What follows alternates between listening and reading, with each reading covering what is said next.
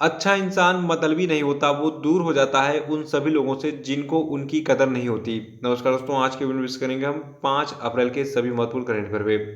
देखिए, आज की वीडियो में जितने भी करंट अफेयर सेलेक्ट किए गए हैं, ये सभी के सभी आपकी आगामी परीक्षाओं के लिए मोस्ट इम्पोर्टेंट है, तो शुरू से लास्ट तक वीडियो में रहेगा। और देखिए, इस वीडियो को पूरा देखने के बाद आप इसकी पीडीएफ फाइल भी डाउनलोड कर सकते हैं। नीचे डिस्क्रिप्शन बॉक्स में आपको और हमारे टेलीग्राम चैनल में भी दोनों जगहों पे आपको इस वीडियो की पीडीएफ भी मिल जाएगी। तो चलिए शुरू करते हैं इस वीडियो को। देखिए, अगर आप चैनल बनाए तो चैनल को भी सब्सक्राइब भी कर लीजिएगा, साथ में बेल आइकन को प्रेस कर दीजिएगा ताकि आपको आने वाली वीडियोस के सभी नोटिफिकेशन मिल जाएं, और वीडियो को लाइक और शेयर भी कर दीजिएगा, ठीक है। देखिए, आज का जो पहला प्रश्न है ये कि क्षमता निर्माण आयोग यानी कि कैपेसिटी बिल्डिंग कमीशन जो है, इसके नए अध्यक्ष कौन बने। तो देखिए, ये व्यक्ति आपके हैं आदिल जैनुल भाई। यहाँ पे इनकी फोटो भी आपको दिख रही होगी। देखिए, हाल ही में भारत सरकार ने सभी स्तरों पर सिविल सेवकों को प्रशिक्षित करने के लिए national programme for civil services capacity building, जिसे मिशन कर्मयोगी भी कहा जाता है, इसके तहत जो है जो आपका ये क्षमता निर्माण आयोग है, तो इसके स्थापना को मंजूरी दी थी। और अब इसके नए अध्यक्ष कौन बन गए हैं, आदिल जैनुल भाई, ठीक है। और देखिए, दूसरा प्रश्न है कि किस राज्य के रामागुंडम में 100 मेगावाट की क्षमता वाला भारत का सबसे बड़ा तैरता हुआ सौर ऊर्जा संयंत्र स्थापित किया जाएगा। तो देखिए, ये राज्य आपका तेलंगाना है। याद रखिएगा कि तेलंगाना के रामागुंडम में 100 मेगावाट की क्षमता वाला भारत का सबसे बड़ा तैरता हुआ सौर ऊर्जा संयंत्र स्थापित किया जाएगा। और आपको बता दूं, ये सौर परियोजना राष्ट्रीय थर्मल पावर कारपोरेशन द्वारा कमीशन की जाएगी, और इस परियोजना में 4.5 लाख फोटोवोल्टिक पैनल होंगे। और ये सौर परियोजना राष्ट्रीय थर्मल पावर कारपोरेशन के द्वारा कमीशन की जाएगी, और इस परियोजना में 4.5 लाख फोटोवोल्टिक पैनल होंगे। तो इसको याद रखेगा। देखिए, यहाँ पे हमने अभी प्रश्न में क्या चर्चा किया है कि भारत का सबसे बड़ा तैरता हुआ सौर ऊर्जा संयंत्र, ठीक है, यानी कि पानी में तैरता हुआ। लेकिन एक इसके साथ और फैक्ट आपको याद रखना है। देखिए, यहाँ पे हमने तैरते हुए की बात की थी। एक और सौर ऊर्जा संयंत्र है भारत में जो तैरता नहीं है, और ये दुनिया का सबसे बड़ा सौर ऊर्जा संयंत्र है। देखिए, इसकी क्षमता है 600 मेगावाट, ठीक है। तो 600 मेगावाट क्षमता वाला जो दुनिया का सबसे बड़ा सौर ऊर्जा संयंत्र है, यानी world's largest solar power plant है, ये वर्तमान में मध्य प्रदेश में नर्मदा नदी पर ओंकारेश्वर बांध पर स्थापित किया जा रहा है। और 300 करोड़ रुपए की लागत वाली इस परियोजना के 2022 से 23 तक जो है बिजली उत्पादन शुरू करने की उम्मीद है। तो देखिए, यहाँ पे दोनों फैक्ट याद रखिएगा। यहाँ पे एक के साथ साथ मतलब एक और प्रश्न तैयार हो गया, यानी टोटल 2 प्रश्न तैयार हो गए। अगर एग्जाम में पूछा जाए कि भारत का जो सबसे बड़ा जो है तैरता हुआ सौर ऊर्जा संयंत्र है, इसको कहाँ पे स्थापित किया जाएगा, तो इसको स्थापित किया जाएगा तेलंगाना में। इसकी क्षमता होगी 100 मेगावाट। और अगर एग्जाम में पूछे कि दुनिया का सबसे बड़ा सौर ऊर्जा संयंत्र जो है ये कहाँ पे बनाया जा रहा है, तो ये नर्मदा नदी पर ओंकारेश्वर बांध पर जो है स्थापित किया जा रहा है। और इसकी क्षमता कितनी है, 600 मेगावाट की। ये कब तक तैयार होगा, 2022-23 तक जो है ये तैयार हो जाएगा। इसकी लागत कितनी है, 3,000 करोड़ रुपए। तो देखिए, जितने भी फैक्ट एग्जाम के लिए इम्पोर्टेंट होते हैं वो मैं आपको बताता हूँ डिटेल में, उसको नोट करते रहा कीजिए। और तीसरा प्रश्न है कि हाल ही में जारी किए गए आंकड़ों के अनुसार भारतीय रेलवे ने 2020-21 के दौरान एक ही वर्ष में कितने किलोमीटर से अधिक के मार्ग को कवर करने वाले सेक्शन का विद्युतीकरण किया। तो देखिए, हाल ही में जारी किए गए आंकड़ों के अनुसार जो आपका इंडियन रेलवे है, ठीक है, तो इसने बताया कि हमने जो है 2020 से 21 के वित्तीय वर्ष में, यानी कि एक ही वर्ष में जो है टोटल 6000 किलोमीटर का जो रेलवे मार्ग है इसका विद्युतीकरण किया है, ठीक है। और देखिए, भारतीय रेलवे ने आयातित पेट्रोलियम आधारित ऊर्जा पर देश की निर्भरता को एक साथ कम करने के लिए हाल ही के वर्षों में जो आपका ये विद्युतीकरण वाला प्रोसेस है इसको शुरू किया था। और इसी के तहत एक साल में जो है, यानी कि जो आपका 2020 से 21 का वित्तीय वर्ष है, इसमें जो है 6000 किलोमीटर के रेलवे मार्ग को जो है विद्युतीकरण किया इसका। देखिए, भारतीय रेलवे जो है ये विश्व के सबसे उत्कृष्ट रेलवे नेटवर्कों में से एक है। और इसकी एक और खास बात है, देखिए, जो आपका इंडियन रेलवे है इसका जो है 1,51,000 किलोमीटर ट्रैक, और इसमें जो है 7,000 स्टेशन हैं पूरे इंडिया में, और 13 लाख कर्मचारी काम कर रहे हैं इंडियन रेलवे में, और 160 वर्षों का इसका इतिहास है। और देखिए, भारत में जो रेलवे है इसकी शुरुआत हुई थी 16 अप्रैल 1853 को, इसको याद रखिएगा। इसको बोरी बंदर और थाने के बीच में जो चलाया गया था। और देखिए, चौथा प्रश्न है कि विश्व वन्य जीव दिवस यानी कि वर्ल्ड वाइल्ड लाइफ डे जो है ये किस तिथि को मनाया जाता है। तो देखिए, विश्व वन्य जीव दिवस को मनाते हैं 5 अप्रैल को। देखिए, 20 दिसंबर 2013 को संयुक्त राष्ट्र महासभा जो है यानी कि यूनाइटेड नेशन जनरल असेंबली जो है, इसने अपने 68वें सत्र में 3 मार्च को विश्व वन्य जीव दिवस के रूप में मनाया था। इस दिन 1973 में वन्य जीव और वनस्पतियों की लुप्त प्राय प्रजातियों में अंतर्राष्ट्रीय व्यापार पर कन्वेंशन यानी कि convention on international trade in endangered species of wild fauna and flora को अपनाया था। तो 5 मार्च को हम क्या मनाते हैं? वर्ल्ड वाइल्ड लाइफ डे यानी कि विश्व वन्यजीव दिवस। और पांचवा प्रश्न है कि हाल ही में किस व्यक्ति को, देखिए ये व्यक्ति है, ठीक है, तो हाल ही में किस व्यक्ति को ओएनजीसी के अध्यक्ष और प्रबंध निदेशक के पद का अतिरिक्त प्रभार दिया गया है? तो देखिए ओएनजीसी के नए अध्यक्ष और प्रबंध निदेशक बने हैं सुभाष कुमार जी, और इन्होंने इस पद पर शशि शंकर का स्थान लिया है। देखिए सुभाष कुमार 36 साल से इस उद्योग के साथ जुड़े हुए हैं और ये 1985 में वित्त और लेखा अधिकारी के रूप में ओएनजीसी में शामिल हुए थे। देखिए ओएनजीसी का पूरा नाम है oil and natural gas corporation, ठीक है, और इसका मुख्यालय आपका है वसंत कुंज दिल्ली में। और देखिए जो आपका ओएनजीसी है इसके जो नए अध्यक्ष और प्रबंधक बने हैं कि कौन है? सुभाष कुमार जी। और देखिए ओएनजीसी की स्थापना हुई थी गवर्नमेंट ऑफ इंडिया के द्वारा 14 अगस्त 1956 को।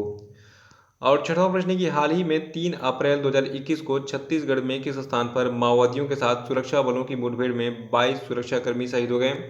तो देखिए 3 अप्रैल 2021 को जो है जो आपका सुकमा प्लेस है छत्तीसगढ़ में, ठीक है, तो छत्तीसगढ़ के सुकमा में जो है 22 सुरक्षाकर्मी शहीद हो गए थे। काफ़ी दुख की बात थी, पूरा देश जो है शोक में डूब गया था। देखिए एग्जाम में कई बार ऐसा पूछा गया कि कौन सा नक्सली हमला कहाँ पर कब और किस समय हुआ था, ठीक है, तो ये चीज़ मैं आपको डिटेल बताऊंगा क्योंकि पिछले 5-6 साल का जो एग्ज़ाम का हिस्ट्री देखा जाए उसमें ये सारी चीज़ें पूछी जाती हैं। तो सबसे पहले हम बात करेंगे कि 3 अप्रैल 2021 को जो है ये घटना कहाँ पे हुई? ये हुई छत्तीसगढ़ में, छत्तीसगढ़ के सुकमा में। देखिए मैटर क्या था? देखिए मान लीजिए जो सुरक्षाकर्मी हैं, देखिए सुरक्षाकर्मियों में सीआरपीएफ के जवान शामिल थे, कोबरा बटालियन यानी कि commando battalion for resolute action, और डिस्ट्रिक्ट रिजर्व गार्ड यानी कि डीआरजी, और स्पेशल टास्क फोर्स यानी कि एसटीएफ के जवान जो है ये शामिल थे। ये सभी मिलकर जो है ऑपरेशन चला रहे थे नक्सलियों को पकड़ने का। तो वहीं पे मुठभेड़ हुआ और इसी मुठभेड़ में जो है ये घटना हो गई जिसके कारण पूरा जो देश है ये शोक में डूब गया। देखिए दरअसल ये जो एक्शन चला जा रहा था सीआरपीएफ, कोबरा और डीआरजी और एसटीएफ के द्वारा, ये सुकमा और जगरगुंडा इन दोनों प्लेसेस पे चला जा रहा था, लेकिन मुठभेड़ कहाँ पे हुआ? सुकमा में हुआ था। देखिए सीआरपीएफ की बात करें तो सीआरपीएफ का पूरा नाम है सेंट्रल रिजर्व पुलिस फोर्स, और इसकी स्थापना 27 जुलाई 1939 को हुई थी। इसका मोटो है सेवा और निष्ठा यानी कि सर्विस एंड लॉयल्टी। इसका मुख्यालय कहाँ पे स्थित है? नई दिल्ली में। तो ये सारी चीज़ें आप याद रखिएगा। देखिए सीआरपीएफ में मेरे भाई साहब भी हैं, बहुत प्राउड फील होता है मुझे कि मैं इस फैमिली से बिलोंग करता हूँ जहाँ पे इंडियन आर्मी में और पैरामिलिट्री फोर्सेज में लोग काम कर रहे हैं। 7वां प्रश्न की स्टैंड अप इंडिया योजना जो है इसको किस तिथि को लॉन्च किया गया था? तो देखिए स्टैंड अप इंडिया योजना को लॉन्च किया गया था 25 अप्रैल 2016 को। देखिए कुछ योजनाएं ऐसी हैं जो कि बहुत ही यूनिक होती हैं और वो एग्जाम में रिपीट होती रहती हैं। उन्हीं में से एक आपका है स्टैंड अप इंडिया योजना। तो स्टैंड अप इंडिया योजना को 25 अप्रैल 2016 को लॉन्च किया गया था, और ये योजना जो है ये ग्रीन फील्ड एंटरप्राइज स्थापित करने के लिए एक अनुसूचित जाति या अनुसूचित जनजाति के उधारकर्ता को 10 लाख रुपए से लेकर 1 करोड़ रुपए तक की बैंक ऋण की जो सुविधा के उद्देश्य से शुरू की गई थी भारत सरकार के द्वारा। और इससे जुड़ा एक आंकड़ा सामने आया है। देखिए भारत सरकार ने बताया अभी हाल ही में कि पिछले 5 वर्षों में स्टैंड अप इंडिया योजना के तहत कुल 25,586 करोड़ रुपए से अधिक की राशि को मंजूरी दी गई है, और ये राशि जो है ये 1,14,322 खातों को भेजी गई है। 8वां प्रश्न की हाल ही में किस संस्था ने world in 2030 public survey report प्रकाशित की है? तो देखिए जो आपका world in 2030 public survey report है इसको प्रकाशित किया गया है यूनेस्को के द्वारा, और इस रिपोर्ट के अनुसार जलवायु परिवर्तन, हिंसा और संघर्ष, जैव विविधता की हानि और भेदभाव और असमानता, पानी और आवास, भोजन की कमी 2030 के शांतिपूर्ण समाज के लिए 4 सबसे बड़ी चुनौतियां हैं। इस रिपोर्ट को मैं आपको थोड़ा सा डिटेल में बताऊंगा, ध्यान से सुनते रहिएगा। देखिए इस रिपोर्ट यानी कि world in 2030 public survey report यानी कि 2030 में कैसे क्या होगा इसके बारे में बताया गया है, ठीक है। ये this is my normal language, तो आप इसको देखिए ध्यान सुनिएगा। देखिए जो आपका world in 2030 public survey report है, तो इस रिपोर्ट के अनुसार जलवायु परिवर्तन, हिंसा और संघर्ष, जैव विविधता की हानि और भेदभाव और असमानता, पानी और आवास, भोजन की कमी 2030 के शांतिपूर्ण समाज के लिए 4 सबसे बड़ी चुनौतियां हैं। देखिए प्रतिभागियों के अनुसार 2030 में आने वाली कई कठिनाइयों के लिए शिक्षा एकमात्र महत्वपूर्ण समाधान है। हालांकि उत्तर अमेरिका कनाडा विज्ञान में जो है विज्ञान में विश्वास करते हैं और शिक्षा में नहीं करते हैं। यानी कि बहुत सारे ऐसे लोग हैं, मतलब बहुत सारे ऐसे देश हैं और लोग भी मान लीजिए जो है जो क्या करते हैं, जो साइंस यानी कि विज्ञान में विश्वास करते हैं, कहते हैं कि भैया विज्ञान जो है वही सब कुछ है। यानी कि मतलब जितनी भी चीज़ें हैं दुनिया में सभी विज्ञान के कारण हैं भी। हर चीज़ का जो है एक साइंटिफिक वैल्यू है। आप जो भी चीज़ें खाते हैं और आपके शरीर में जितने भी चमड़ा हो गया, हड्डी हो गया, सब में केमिकल ही तो है। और क्या चीज़ है, हड्डी में कैल्शियम है, स्किन है हमारी तो उसमें थोड़ी सी प्रोटीन वगैरह भी है, लिपिड है और फैट है, मतलब ये सारी चीज़ें होती हैं। तो ऐसे ही मतलब ये कुछ ऐसे देश हैं वो वैज्ञानिक दृष्टिकोण से जो है हर चीज़ को देखते हैं। कुछ लोग धार्मिक दृष्टिकोण से देखते हैं कि खुदा ने हमें बनाया है। और ऐसे ही बहुत सारे मतलब देखिए हर आदमी अपने अपने हिसाब से सोचता है। और देखिए शिक्षा के अलावा एकमात्र अन्य समाधान अंतर्राष्ट्रीय सहयोग है, ऐसा world in 2030 public survey report में बताया गया है। और इस रिपोर्ट के अनुसार 2030 में आने वाली शीर्ष चुनौतियां कौन कौन सी होंगी। देखिए पहली चुनौती होगी हिंसा और संघर्ष। देखिए होता क्या है कि 2030 में हमारी पूरी दुनिया में इतनी पॉपुलेशन मनुष्यों की बढ़ जाएगी कि हिंसा भी बढ़ेगा। देखिए होगा क्या कि मतलब जो जनसंख्या ज़्यादा होगी तो उनको रोज़गार नहीं मिलेगा, और रोज़गार नहीं मिलेगा तो थोड़ी बहुत भूखमरी भी होगी, भूखमरी होगी तो लोग हिंसा करेंगे अपना पेट पालने के लिए, या फिर यही कि मारो मारो या मरो वाला ऑप्शन आ जाएगा। तो हिंसा और संघर्ष की स्थिति पैदा होगी। भेदभाव और असमानता। देखिए भेदभाव और असमानता तो ये कभी ख़त्म नहीं हो पाएगा। 2030 में जो है ये सबसे बड़ी चुनौती हो सकती है। गलत सूचना और अभिव्यक्ति की स्वतंत्रता ये दोनों खत्म हो जाएगी, ऐसा बताया गया इस रिपोर्ट में। जलवायु परिवर्तन और जैव विविधता का नुकसान हो जाएगा। भोजन पानी और आवास की कमी हो जाएगी। स्वास्थ्य और रोग जो है, देखिए स्वास्थ्य मतलब हेल्थ हो गया और रोग मतलब डिजीज हो गया, यानी कि हेल्थ की प्रॉब्लम लोगों को होगी। देखिए संख्या जब ज़्यादा हो जाएगी भाई साहब, तो अगर एक अस्पताल में एक ही डॉक्टर बैठा है तो ये कितनी मरीजों को देख पाएगा। ठीक है, 100-200। आजकल तो कुछ डॉक्टर इतने वीआईपी हो गए हैं कि वो पहले ही बता देते हैं कि भैया मैं 100 से ज़्यादा मरीज नहीं लिखूंगा, चाहे जियो या मरो।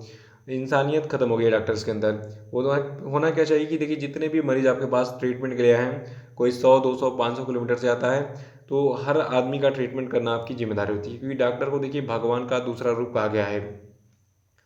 और कार्य और अवसरों का अभाव होगा। मैंने आपको पहले ही बताया है कि जनसंख्या ज़्यादा बढ़ेगी तो रोजगार कम होगा, तो कार्य और अवसरों के अभाव कम हो जाएंगे।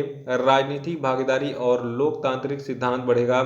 आर्टिफिशियल इंटेलिजेंस और नई तकनीकें जो हैं ये भी समस्या मतलब एक चुनौती होंगी। और देखिए आर्टिफिशियल इंटेलिजेंस क्या है, देखिए अगर आप गूगल पे सर्च कर लीजिए कि मुझे क्या लेना है, शूज़ लेना है, तो आपको ऐड में क्या दिखाएगा, खाली जूतों का प्रचार। आपको कोई भी पेज खोलिए वेब पेज, आपको जूतों का ऐड दिखेगा।